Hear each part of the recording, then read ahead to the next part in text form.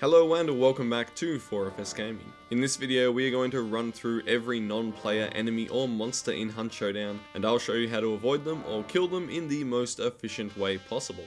After watching this you should never get killed by zombies again, unless you are very unlucky. First up we have grunts, and these bad boys are about as threatening as weaponized fairy floss. Some grunts carry torches or cleavers that will make you catch fire or bleed, but they really shouldn't be a problem unless in large numbers. If you want to be noisy, just shoot them in the head. They can still take a fair bit of punishment if you hit them in the arms or legs. Now if you want to be quiet, then use literally any melee weapon or bayonet attachment and hit them in the face or body with it, and job done. They'll still make a bit of a screech, letting any nearby players know that you're sneaking about, so if you want to be really sneaky, you should use throwing knives. Then the only noise that is created will be that thud as their body falls to the ground. And if you are really having trouble with grunts, take a machete, because you can kill multiple in a single light swing. Although, let's be honest, if you are seriously having trouble with these plebs, you should probably just uninstall the game. Next we have the dreaded hive. Like grunts, they are pretty blind and deaf, so you can sneak pretty close to them without attracting that dreaded swarm of poison insects.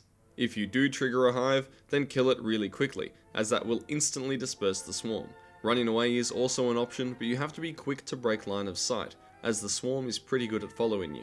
When it comes to killing these fine waifs of the Southern Reach, melee attacks do work. Just make sure that you're hitting the head if using smaller tools like a knife, and be prepared to take a smidgen of damage and poison as well, unless you can get right up behind them. Other than that, use throwing knives for a 2-shot body kill, or 1 shot to the head. A flare gun can do the trick, or if you really need to, just shoot her in the head.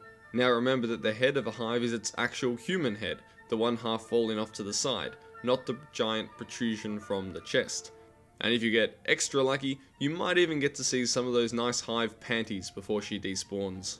So what happens if you take a grunt, roll it around in some mud, and wait for that mud to dry? Well, you get an armored, and these things can tank a heap of shots and punches. Fortunately, they do have very weak legs, so hitting them with anything knife-sized or larger in the feet will hobble them to a slow walk, allowing you to bash and stab them to death, again, with ease. So don't skip leg day like these guys. For the impatient amongst us, be thankful that Prometheus stole fire from the gods and gave it to humans, because armoreds just hate fire. Lanterns, flare pistols, fuses, they will all lead to a quick barbecue. This is probably the best use of the flare pistol to quickly kill armoreds and hives that are around you as you engage enemy hunters. Please don't try and use silenced weapons on these things, unless you like expending a lot of ammunition. Now let's take a look at some puppies. This adorable breed of zombie dog is called a hellhound, and they run fast, tank shots, and hit hard. A hellhound will take over 50 HP with 1 pounce, and they travel in packs of up to 4, so you do really have to watch out for these guys. You can melee them, and even a single knife to the face will do the trick and down the dog. However, your timing has to be very good, and you might be in trouble if there are more than 2 dogs coming at you. The best way to deal with hellhounds is with throwing knives, which will almost always kill them outright with a single hit, and do so silently. If you do find yourself in a tough spot with hellhounds, it's better just to shoot them and make noise, because they really can be a threat if not dealt with quickly. Hounds also have a much higher detection radius than the other monsters, so be careful not to sprint or shoot too close to them. They just love interrupting gunfights with other players to pounce on you while you're distracted. But you see, the biggest threat posed by a hellhound is probably their death effect. See, often when you kill one of these puppies, they will fly through the air, do ragdoll backflips and all other kinds of circus tricks. This can be funny and distracting, which are both likely to get you killed by some bushwookie camping in a tree next to you. Now for the lumbering meathead. There is no really easy way to dispatch a meathead. A single poison bomb will do the trick, but who even carries poison bombs? Throwing 3 lanterns usually does the required amount of damage, as do silenced weapons if you're happy to use up about half of your ammo reserves. Just remember that these fatties have a weak spot. It's that wound on their shoulder with all the leeches pouring out of it. Hit here for extra damage. Oh, and speaking of leeches, these are probably the meathead's biggest menace. You see them there? Well, the meathead can't see them, because he is blind, and will only react to sound. Or he will react to the leeches tracking you down. Now these leeches also have a nasty lunge attack that will deal good damage and also poison you. And unlike other nasties, they don't line up one by one to attack you, they'll all try and jump you at the same time. Fortunately, both the leeches and the meathead are pretty slow, so if you really need to get a clue that the meathead is sitting on top of, then you can get your partner to bait them away while you sneak in and grab the clue. Of course, if you're impatient and like to move quickly, just blast it a few times with the shotgun and other weapons in its weak spot, watch all the leeches die, grab the clue, and then run on to the next part of the map. If you do this quickly, the chances of being engaged are, well, quite low. Now we have a new addition to the monster roster, and it is the Water Devil. I consider this thing more like a terrifying environmental trap, because although you can destroy these heat-seeking worm thingos with guns and explosives, and technically also melee, but come on, that's suicide, there are always a few infesting an area, and they will come back after just a few minutes. Even if you kill all of them. They are fast, they deal solid damage, and cause bleeding, so just try to avoid little patches of swamp that they call home. Trying to fight them in the water is suicide, get to land and then shoot them if you really feel like revenge. Now before we talk about the bounty monsters, let's go over some of the wildlife in the world, like sound traps. These are birds. Birds fly off and make noise when you get too close, but you can burn them with lanterns or firebombs to clear them much more quietly from an area. Also, climbing ladders will set them off. And these are ducks. They act like birds, except they sit on water and they make different noises. Now the fact that they're on water makes them tricky, because you can't burn them with lanterns or firebombs, except you can because the liquid firebomb works on water. This is probably the only decent reason this consumable has for existing, so enjoy that useless piece of information. Then we have cages with dogs or chickens. Now they also make noise if you get too close, but can be taken down quietly by, you guessed it, fire. It seems that fire is pretty much the answer to everything in this swamp. They also have a little lamp hanging over most of these cages, which you can hit with a decoy, throwing knife, or bullet to, you guessed it, set everything on fire. Okay, let's move on to the butcher. The big bad butcher.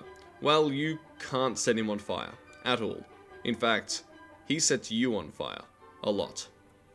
When killing the butcher, the quickest way is usually just to unload on him with everything you have. He is big and slow, and even Winfields will take his health down super quickly. If you are going for super speed kills, the Aftermath high mag size shotguns, fanning pistols, or large dynamite bundles work wonders. If you're by yourself, want to take down the butcher pretty quickly, but also don't want to get shot while you're peeking in and out of the door to his lair, you can always just take a shotgun, even the Romero will do, run inside, shoot the butcher, run away from him, reload, turn around, shoot the butcher, run away from him, reload, and just kite him around the boss room like that.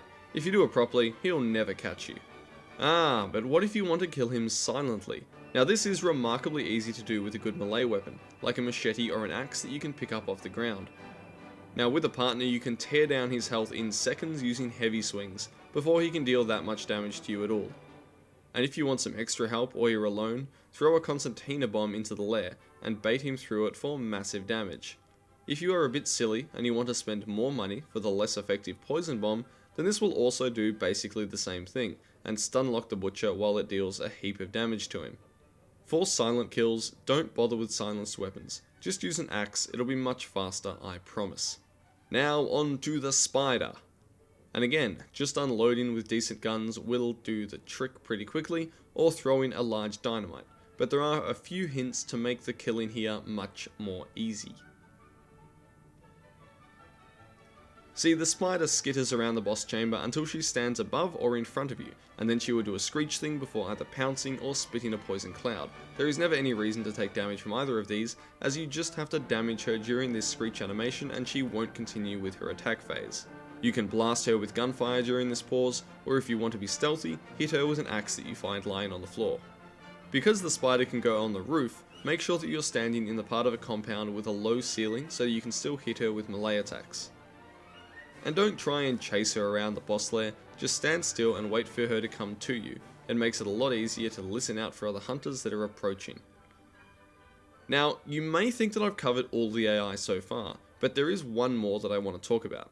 Now this one is called Random Partner, and when you select Random Matchmaking, there is actually a 60% chance that you will be matched with one of these instead of a real human.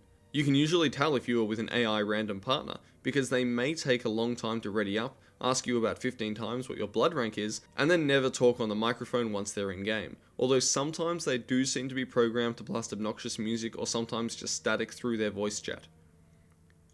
In a rare number of cases, this random partner is programmed to immediately team kill you on spawn, while yelling insults, but most of the time their behaviour is limited to running through birds and other sound traps, shooting and subsequently dying to grunts and hives, or hiding in bushes doing nothing while you engage a team of enemy hunters. You even get an XP penalty if you try and kill the random partner enemy, which is an odd glitch. If you get one of these, good luck, you can't really bypass it.